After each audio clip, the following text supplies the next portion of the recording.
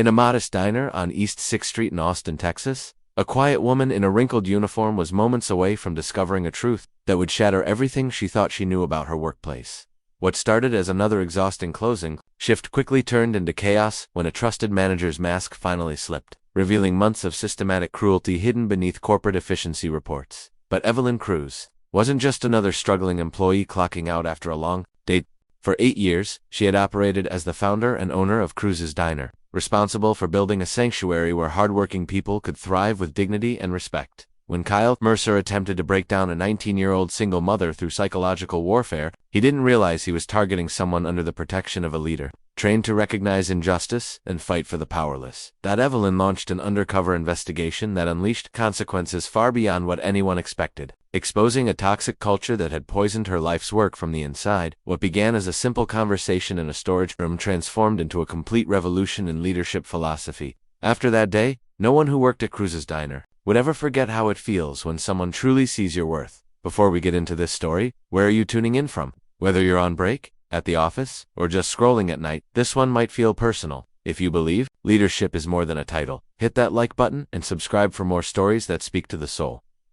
The neon sign outside Cruz's Diner buzzed with the exhausted hum of a long day, casting fractured pink light across the rain-slicked pavement of East 6th Street. Inside, the familiar symphony of closing time played out, chairs scraping against worn linoleum, the hiss of the coffee machine powering down, the gentle clatter of dishes being stacked for the night wash. Evelyn Cruz stood at the back entrance, her weathered hands adjusting a name tag that read Eva Martinez. The irony wasn't lost on her, hiding her identity in the place she'd built from nothing, but the pattern was undeniable. 3 good employees had quit in the past month, each citing personal reasons with the same hollow look in their eyes. Something was rotting in her diner, and she needed to see it with her own eyes. She pushed through the kitchen doors, stepping into the controlled chaos of the evening rush's aftermath. The familiar smell of grease and coffee grounds wrapped around her like an old coat, but tonight it felt different, tainted somehow. "You must be Eva." The voice belonged to Jasmine Ortega, 19 years old with tired eyes that seemed decades older. She approached with a forced smile, her uniform wrinkled from what looked like a 12-hour shift.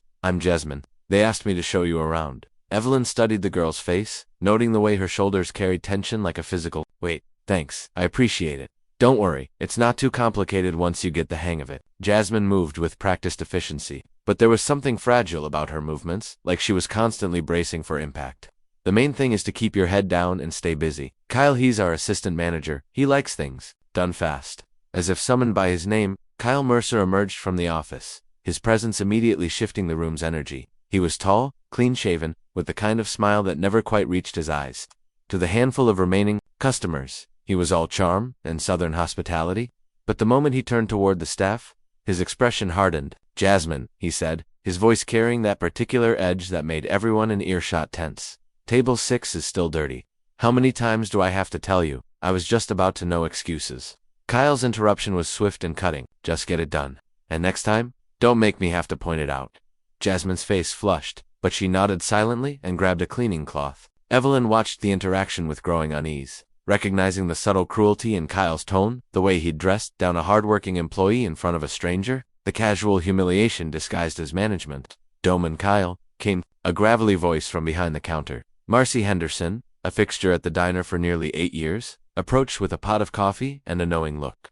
She was in her 50s, with silver-streaked hair and the kind of no-nonsense demeanor that came from years of dealing with difficult customers and difficult people in general. "He's just particular about things," Marcy continued, but her tone suggested she meant something else entirely. "Word of advice, honey, keep your head down, do your job, and don't give him any reason to notice you. Trust me on that one."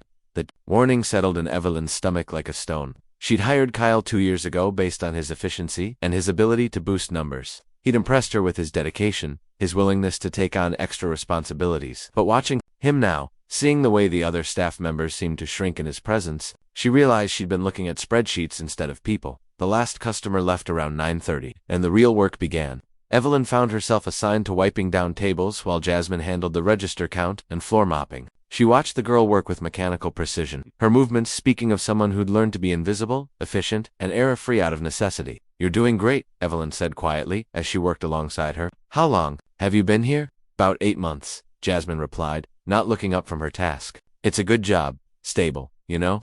But there was something in the way she said it, a forced gratitude that rang hollow. Evelyn had heard that tone before, From people who'd convinced themselves they should be thankful for scraps. Must be tough, working these long hours, Evelyn ventured. Jasmine's hand paused for just a moment before resuming its circular motion across the table surface. It's fine.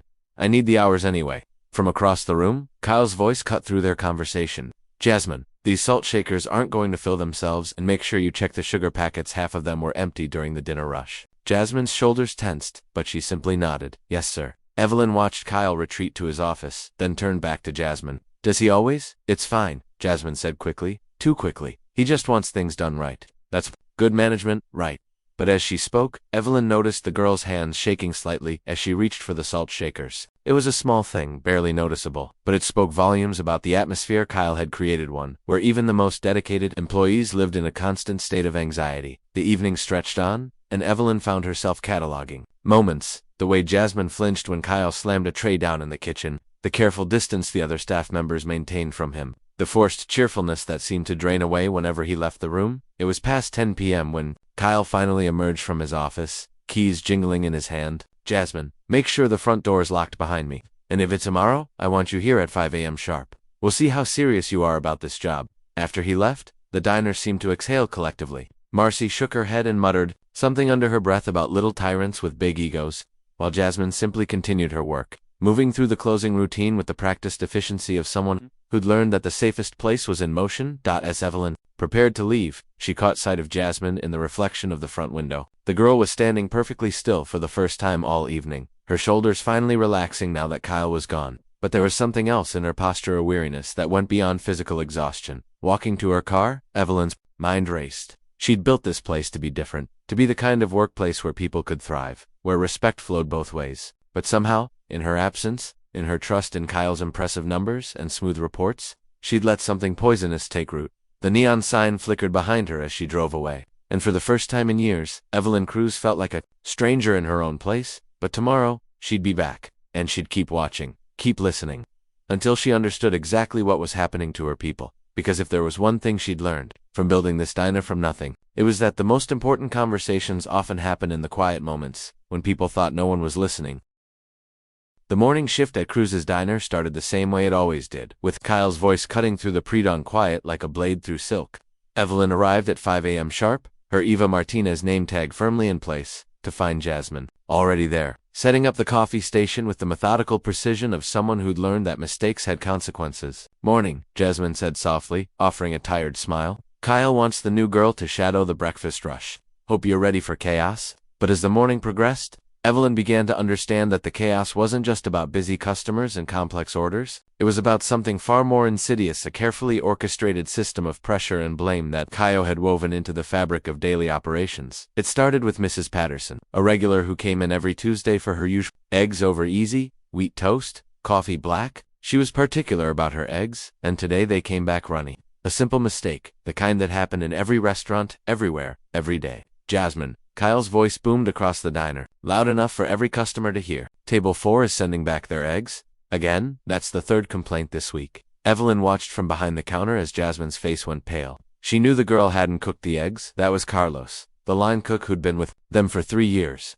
But Carlos was in the back, out of sight, and Jasmine was the visible target. I'll take care of it, Jasmine said quietly, already moving toward the kitchen. No, Kyle said, his voice dripping with theatrical disappointment.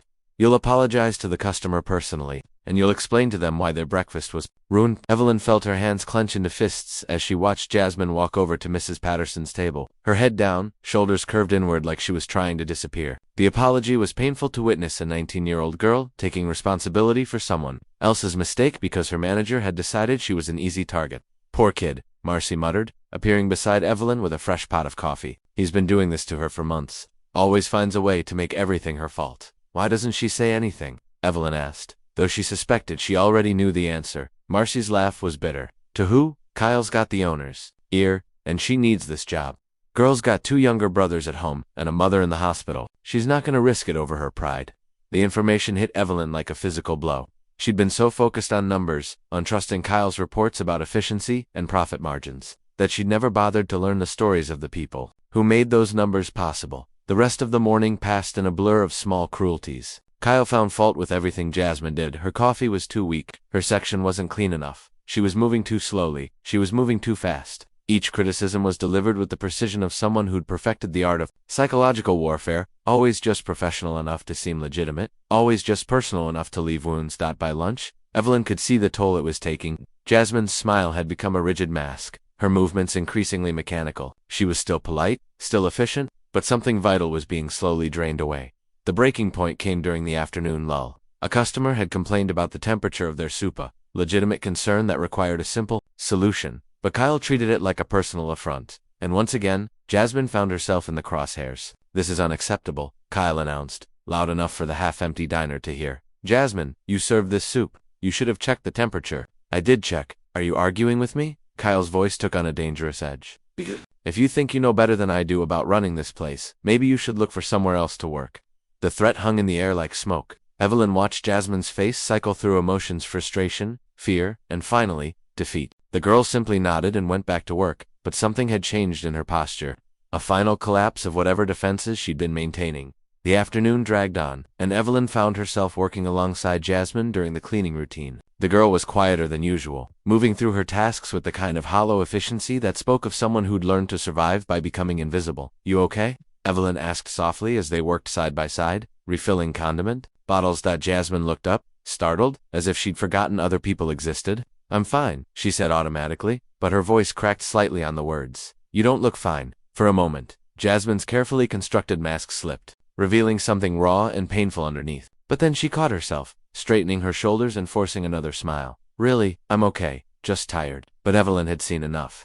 She'd watched this girl endure hours of systematic humiliation, taking responsibility for things that weren't her fault, accepting blame for problems she didn't create. And through it all, Jasmine had remained kind, professional, and dedicated, qualities that Kyle seemed determined to punish rather than reward. The evening shift brought no relief. If anything, Kyle seemed to sense weakness and pressed harder. Every small mistake became a major issue. Every minor oversight became evidence of incompetence. By closing time, Jasmine was moving like someone in a trance, going through the motions of her job while something inside her slowly broke apart. Evelyn lingered after most of the staff had left, helping with the final cleaning under the pretense of learning the procedures. She was wiping down tables when she heard a soft, muffled sound coming from the direction of the storage room. She followed the sound, her footsteps careful and quiet. The storage room door was slightly ajar, and through the gap, she could see Jasmine sitting on a box of supplies, her face in her hands, shoulders shaking with silent sobs. For a moment, Evelyn hesitated. Part of her wanted to retreat, to give the girl her privacy,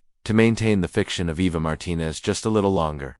But another part, the part that had built this place to be a sanctuary, not a prison, couldn't walk away. She pushed the door open gently and stepped inside. Jasmine looked up, startled, quickly wiping her eyes and trying to compose herself.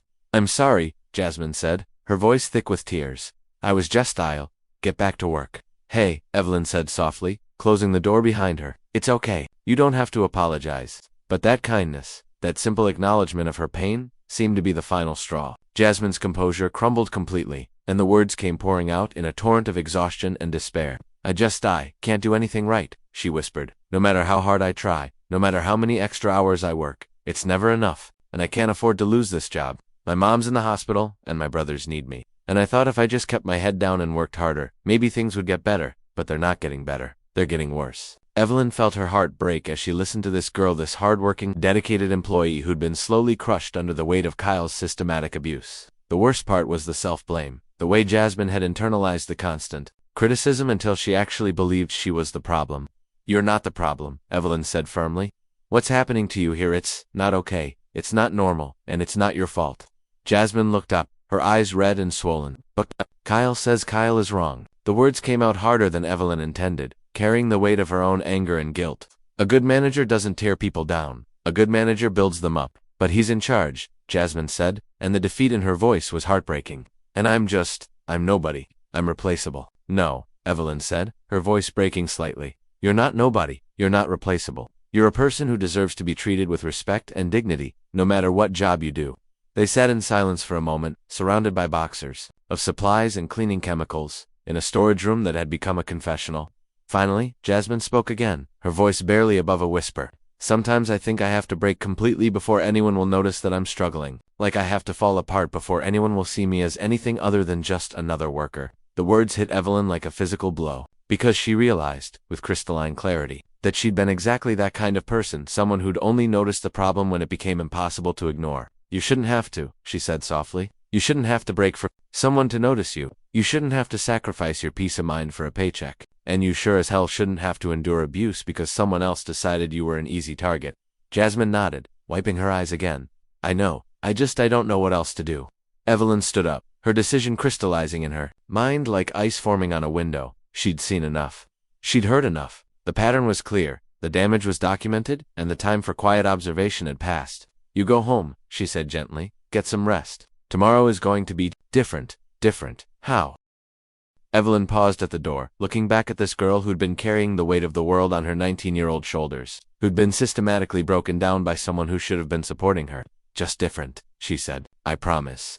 As she walked out of the storage room, leaving Jasmine to collect herself in privacy, Evelyn felt the last vestiges of Eva Martinez fall away. Tomorrow, she wouldn't be hiding behind a false name tag or pretending to be someone she wasn't. Tomorrow, she'd remind everyone, including herself, what real leadership looked like. The morning sun cast long shadows across the diner's parking lot as Evelyn Cruz sat in her car, staring at the building she'd poured her life into creating. But today, she wasn't Eva Martinez, reporting for another shift of quiet observation. Today, she was reclaiming her identity and her responsibility. She'd spent the night reviewing security footage, cross-referencing schedules, and preparing for what needed to happen. The evidence was overwhelming: months of systematic abuse, documented incidents, and a pattern of behavior that had created a toxic environment under her very nose. Evelyn took a deep breath and walked toward the entrance, her real keys in her hand, wearing clothes that spoke of authority rather than anonymity. The morning shift was just beginning, and she could see Kyle through the window, already in position behind the counter, ready to begin another day of psychological warfare. The bell above the door chimed as she entered, and the effect was immediate. Conversations stopped mid-sentence. Marcy dropped her coffee pot with a clatter that echoed through the sudden silence. And Jasmine, who'd been setting up the register, froze completely, her face cycling through confusion, recognition, and something approaching terror. Morning, everyone, Evelyn said calmly, her voice carrying the authority of someone who'd built this place from nothing. I think we need to have a conversation. Kyle emerged from behind the counter, his expression shifting from confusion to suspicion to calculating charm in the space of 3 seconds. Ms. Cruz, I wasn't expecting you today. Is everything all right? No, Kyle, everything is not all right. Evelyn's voice was steady, but there was steel underneath. We need to talk, all of us. She looked around the diner, making eye contact with each staff member. Marcy was nodding slowly, understanding dawning in her eyes. Carlos peered out from the kitchen, his face a mixture of curiosity and concern. And Jasmine stood frozen by the register, her hands gripping the counter like it was the only thing keeping her upright. Jasmine, Evelyn said gently, you don't have to be afraid. You're not in trouble. I don't understand, Jasmine whispered. You were. I was Eva Martinez for the past 3 days, Evelyn said, her voice softening. I came here because good people kept quitting, and I needed to understand why. Now I do. Kyle's charming facade was beginning to crack. Miss Cruz, I think there might be some confusion here. If someone's been spreading rumors, the only confusion, Evelyn interrupted, is how I let things get this bad. She reached in her bag and pulled out a tablet, queuing up security footage. But let's clear that up right now. She placed the tablet on the counter where everyone could see it. This is from yesterday morning. The eggs that got sent back to the kitchen, the ones you blamed Jasmine for. The footage showed Carlos plating the eggs, clearly undercooked. It showed Kyle watching from the pass-through, saying nothing to Carlos, then immediately targeting Jasmine when the complaint came in. And this is from Monday. Another clip, showing Kyle deliberately ignoring a spill in the kitchen until Jasmine walked by, then loudly berating her for not cleaning it up immediately. And this. The final clip showed yesterday's soup incident, Kyle standing right next to the soup warmer, watching Jasmine serve a bowl that had been sitting there for 20 minutes, knowing it would be cold, waiting for the inevitable complaint. The silence in the diner was deafening. Kyle's face had gone pale, his usual confidence evaporating as the evidence mounted against him. You set her up, Evelyn said, her voice carrying the weight of disappointed authority. Repeatedly, systematically, you created problems and then blamed her for them. You turned mistakes into public humiliations. You've been using your position to emotionally abuse a 19-year-old girl who's working her ass off to support her family. That's not. Kyle started, but Evelyn cut him off. I'm not finished. She turned to address the whole room. 3 days ago, I found Jasmine crying in the storage room. She thought she was talking to Eva Martinez, a new employee. She didn't know she was talking to the owner of this establishment. And you know what she said? Evelyn's voice broke slightly as she continued. She said she felt like she had to break completely before anyone would notice she was struggling. She said she thought she was nobody, that she was replaceable, and the worst part is, she believed it was her fault. She turned back to Kyle, her composure hardening. You took a dedicated, hardworking employee and systematically destroyed her confidence. You created an environment where people are afraid to speak up, where they accept abuse because they're grateful to have a job. You turned my diner into a place where kindness is seen as weakness and fear is used as a management tool. Kyle's mask finally slipped completely. Look, she's sensitive. Okay. Sometimes you have to be tough to get results. The numbers don't lie. Profits are up. Efficiency is up. The numbers don't tell the whole story. Evelyn snapped. Yes, you boosted short-term profits. You did it by creating a culture where people are too afraid to take sick days, too scared to ask for help, too intimidated to report problems. You achieved efficiency through fear, and you call that leadership. She gestured around the room. Look at them, Kyle, really look. Marcy's been here 8 years, and she's afraid to speak up. Carlos is one of the best line cooks in Austin, and he's walking on eggshells. Jasmine works harder than anyone I've ever seen, and she goes home every night thinking she's not good enough. That's not leadership. That's tyranny. Kyle's face twisted with something ugly. You don't understand what it takes to run a business. You can't just be nice to people and expect them to perform. Sometimes you have to. Sometimes you have to. What? Evelyn's voice rose for the first time. Humiliate a teenager in front of customers. Blame people for mistakes they didn't make. Create an environment where your best employees are afraid to come to work. She stepped closer to Kyle, her voice dropping to a dangerous whisper. You took advantage of my trust. You used my absence to build your own little kingdom of cruelty, and you did it to people who couldn't fight back. Ms. Cruz, Kyle said, his voice taking on a pleading tone, I was just trying to maintain standards. If you give me another chance, no. The word fell like a hammer. You're done. Clean out your office. You have 20 minutes. Kyle's face went through a series of expressions: shock, anger, desperation, and finally, vindictive rage. You're making a mistake. These people need structure. They need discipline. Without strong management, this place will fall apart. Maybe, Evelyn said calmly, but we'll never know if we don't try. And I'd rather fail trying to build people up than succeed by tearing them down. Kyle stormed toward the office, muttering under his breath about soft management and bleeding hearts. But Evelyn was no longer listening. She was looking at her staff really, looking at them, seeing the mix of shock, relief, and cautious hope in their faces. I owe you all an apology, she said, addressing the room. I trusted the wrong person. I looked at numbers instead of people. I let someone turn my diner into a place where good people were afraid to speak up. That's on me, and I'm sorry. Marcy stepped forward, her eyes bright with unshed tears. You're back, she said simply. That's what matters. But Evelyn's attention was on Jasmine, who was still standing by the register, looking like she might collapse at any moment. The girl's face was a mask of confusion and disbelief, as if she couldn't quite process what had just happened. Jasmine, Evelyn said gently, approaching her slowly. I need you to understand something. Everything Kyle said about you was wrong. You're not the problem. You never were. You're one of the best employees I've ever had, and I failed you by not seeing what was happening. Jasmine's composure finally cracked. But I believed him. I thought I was terrible at my job. I thought I was lucky to even have work. You're not lucky to have work, Evelyn said firmly. We're lucky to have you, and I'm going to make sure you know that every single day from now on. As Kyle emerged from the office with his personal belongings, shooting venomous looks at everyone in the room, Evelyn felt the weight of what came next. It was one thing to tear down a toxic system, it was another thing entirely to build something better in its place. But as she looked around at her staff, at Marcy's fierce loyalty, at Carlos's quiet dignity, at Jasmine's fragile hope, she knew that the hardest part wasn't identifying the problem or confronting the person responsible. The hardest part was proving that leadership could be something different, something better, something that built people up instead of tearing them down. All right, she said, clapping her hands together. We've got work to do. But first we're going to figure out how to do it right. The afternoon sun streamed through the windows of Cruz's diner, casting warm light across tables that had witnessed too much tension over the past few months. But today felt different. There was a lightness in the air, a sense of possibility that hadn't existed in Kyle's shadow. Evelyn had closed the diner early, hanging a sign that read "Staff Meeting in Progress" on the front door. For the first time in months, the space belonged entirely to the people who made it run. No customers to perform for, no external pressures to navigate, just honest conversation in a place that was finally safe for it. She'd arranged chairs in a circle in the center of the dining room, abandoning the traditional hierarchy of management speeches delivered from behind podiums. This wasn't about her talking at them. This was about listening, learning, and building something better together. I want to start with something I should have said a long time ago, Evelyn began, looking around the circle at faces that were still adjusting to the absence of constant tension. I'm sorry. I got caught up in the business side of things: profit margins, efficiency reports, quarterly protections, and I forgot that none of that matters if the people doing the work aren't being treated with dignity and respect. Marcy shifted in her chair, her weathered hands folded in her lap. You trusted someone you thought you could count on. That's not a crime, Evelyn. It's just, sometimes trust gets misplaced. But that's the problem, Evelyn replied. I trusted blindly. I looked at Kyle's numbers and assumed everything was fine. I didn't bother to check in with you all, didn't ask how you were doing, didn't pay attention to the signs that something was wrong. That's not leadership, that's negligence. Carlos, who'd been quiet throughout the morning's confrontation, finally spoke up. Ms. Cruz, you built this place to be different? We all knew that. What happened with Kyle? That wasn't you. Maybe not, Evelyn said, but it happened under my watch. In my diner, to my people. And I need to own that before we can move forward.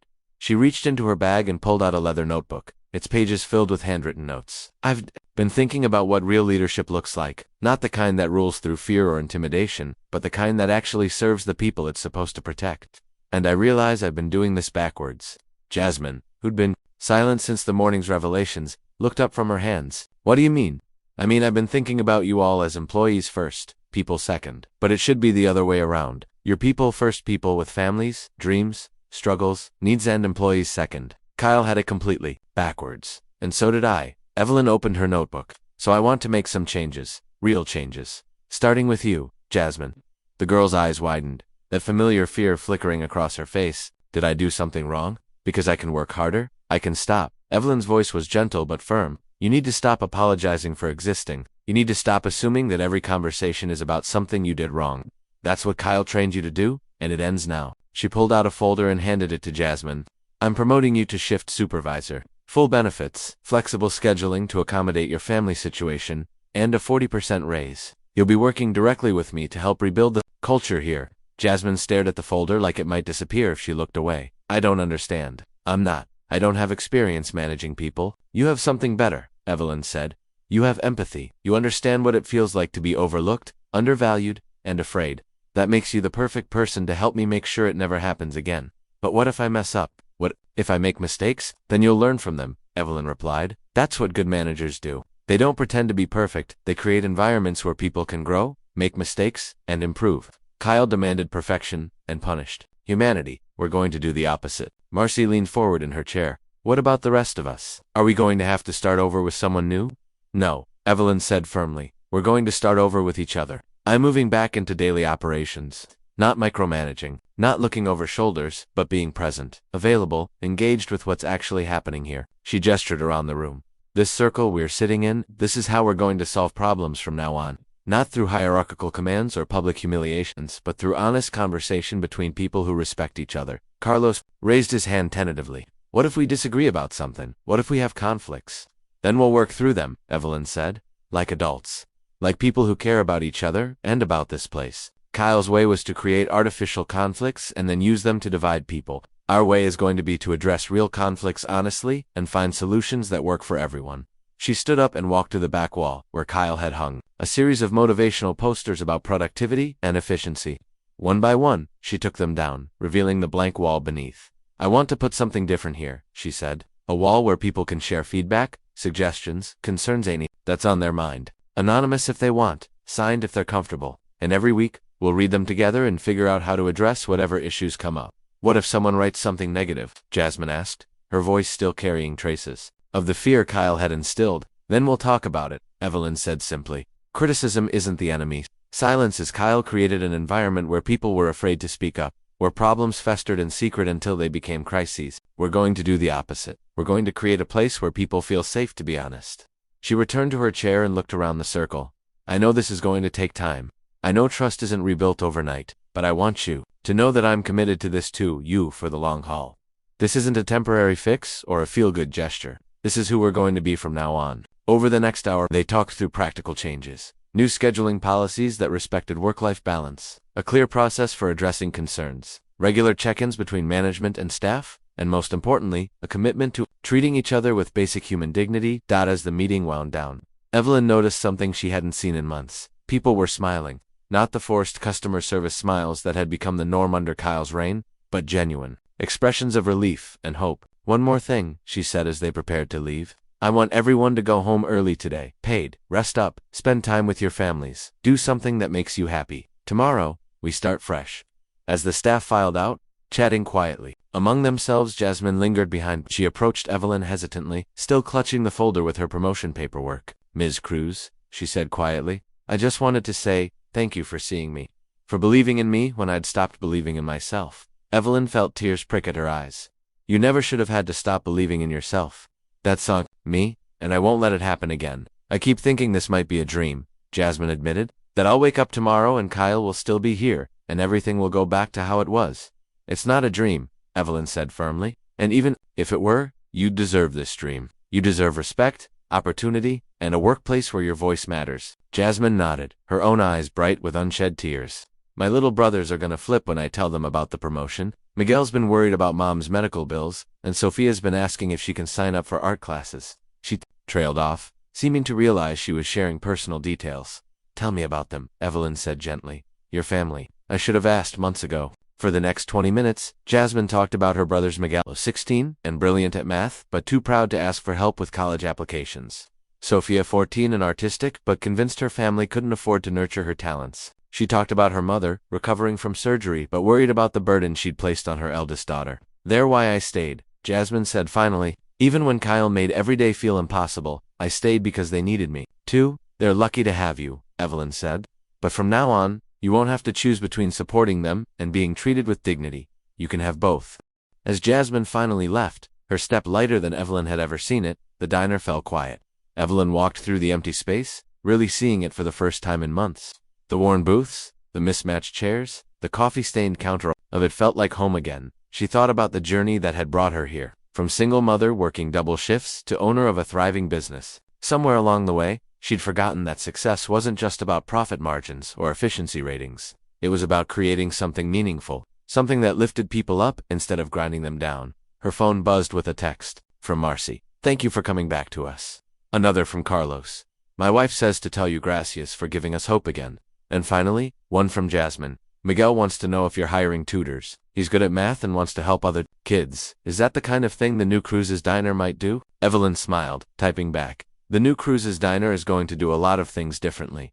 Tell Miguel, we'll talk. 3 weeks later, the changes were visible everywhere. The new feedback wall was covered with suggestions, compliments, and honest concerns, all addressed openly in weekly meetings. Miguel had started a homework club in the back corner during slow afternoons. Sophia's artwork hung on the walls, bringing color and life to the space. Most importantly, people were staying. The revolving door of employees had stopped spinning. The forced smiles had been replaced by genuine laughter. And Jasmine, once ready to break under pressure, now moved through the diner with quiet confidence, checking on her team with the kind of empathy that couldn't be taught, only nurtured. One evening, as Evelyn locked up after a busy dinner rush, she paused to look at a new addition to the feedback wall. Written in Jasmine's careful handwriting, sometimes the best leadership isn't about being in charge, it's about making sure everyone knows they matter. Below it, in Evelyn's own handwriting, she'd added, leadership isn't a position, it's a promise to see people, hear them, and help them grow. Outside, the neon sign buzzed with the same tired energy as always. But inside Cruz's diner, something fundamental had shifted. It was no longer just a place where people worked to survive. It had become what Evelyn had always intended it to be, a place where people could thrive. Epilogue. 6 months later, the morning sun streamed through windows that had been cleaned, not out of fear, but out of pride. Jasmine stood behind the counter, training a new hire with the same patience and kindness she had once desperately needed. Miguel was at his corner table, helping a struggling classmate with algebra before school started. Sophia's latest painting, vibrant sunrise over the Austin skyline, dominated the wall where Kyle's productivity posters once hung. You know what the best part is? Marcy said, appearing beside Evelyn with 2 cups of coffee. What's that? Nobody's afraid anymore, Marcy said simply. They're not afraid to speak up, not afraid to make mistakes, not afraid to be human. That's what real leadership looks like. Evelyn nodded, watching Jasmine patiently explain the register system to the new employee, offering encouragement instead of criticism, building confidence instead of tearing it down. She's going to be an incredible leader, Evelyn said. She already is, Marcy replied. She learned from the best, someone who understood that leadership isn't about having power over people. It's about using whatever power you have to lift people up. As the morning rush began, filling the diner with the familiar sounds of conversation and clinking dishes, Evelyn reflected on the lesson that had changed everything. Sometimes the most important conversations happen in storage rooms, in moments of vulnerability, between people who think no one is listening. Sometimes the bravest thing a leader can do is admit they were wrong and commit to doing better. And sometimes, the most powerful thing you can say to someone who feels invisible is simply this: I see you. You matter, and you deserve better. In the end, that's what leadership really means, not commanding from above, but standing beside your people, listening to their struggles, and building something better together. not demanding perfection, but creating space for growth, not ruling through fear, but leading through love, because the best leaders aren't the ones who never make mistakes. They're the ones who, when they do make mistakes, have the courage to make them right. If this story moved you even just a little, like this video, and subscribe for more powerful true-to-life stories that remind us that respect is earned, compassion is power, and no voice deserves to be silenced. We'll see you in the next one.